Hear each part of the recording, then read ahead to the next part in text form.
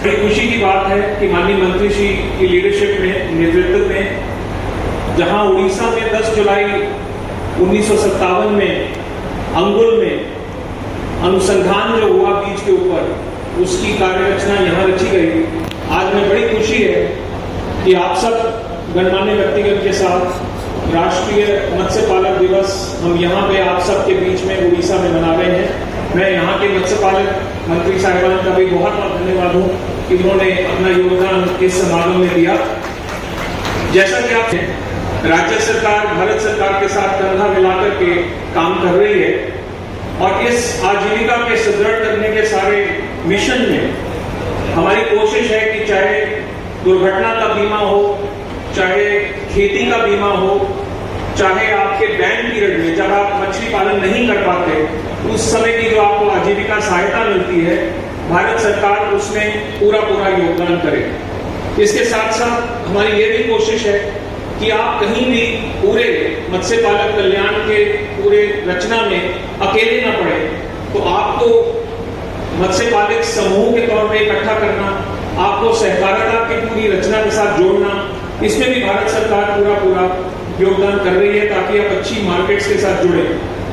हमारे मत्स्य पालन के क्षेत्र को एक ऐसा क्षेत्र माना जाता है जहां पे आजीविका एक आम ढंग से अनऑर्गेनाइज ढंग से होती है। तो हमारी कोशिश है कि हम तकनीकी तौर पे आप सबको अपने तौर पे और समूह के तौर पे अपने तकनीक के साथ, अच्छी तकनीक के साथ जोड़ें। जहां तक उड़ीसा की बात है, भारत सरकार की तरफ से भारत सरकार के कोष में से लगभग 500 करोड़ की सहायता पिछले 5 साल में हमने निर्धारित की है और इस 500 करोड़ में से सबसे बड़ा 100 करोड़ का एक्वा पार्क संबलपुर में माननीय मंत्री जी की लीडरशिप में मुहैया करवाया गया है। इसी तरह से जैसे आपने देखा स्लाइड में, बहुत बड़े पैमाने पे बड़े क्लस्टर हमने बनाए हैं। तो ऐसा ही एक क्लस्टर कांपी का बालासोर, मयूरभंज और भद्रक में बनेगा। इसके अलावा 18 गांव ऐसे उड़ीसा में चुने गए हैं जहां पे साइक्लोन जैसी बड़ी आपदा ना आए और अच्छे लोग जलवायु और परिवर्तन से जुड़े हुए चीजों को करें, उसके लिए भी लगभग 36 करोड़ रुपया हमने मुहैया करवाया है। और खुशी की बात यह है कि उड़ीसा ने आज तक 10 लाख टन मछली पालन करके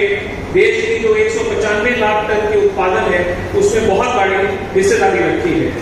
मैं केवल 2 ही चीजें आप लोगों के समक्ष रखना चाहूंगा जिसमें माननीय मंत्री जी का बहुत मार्गदर्शन रहा है, राजीव रंजन जी का।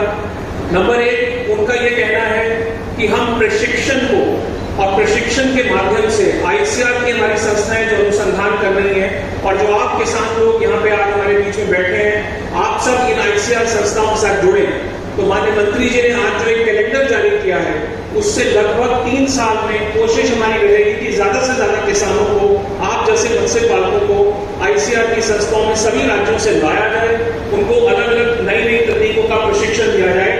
तो ये बहुत बड़ा कार्यक्रम आज यहाँ से इस राष्ट्रीय मत्स्य पालक दिवस से शुरू किया जा रहा है। इसके साथ साथ माननीय मंत्री जी ने इस बात पे भी जोर दिया है कि गुणवत्ता का बीज और गुणवत्ता के बीज की जांच राज्य सरकारों में पुख्ता तरीके से हो। तो उसके भी मापदंड आज जो आपके सामने यहाँ पे पुस्तिका रिलीज की गई, उसमें ऐसे मापदंड दिए गए हैं जो राज्य सरकारें हैं उनको अपना करके अच्छा क्वालिटी का बीज उत्पादन करें और उसकी सबको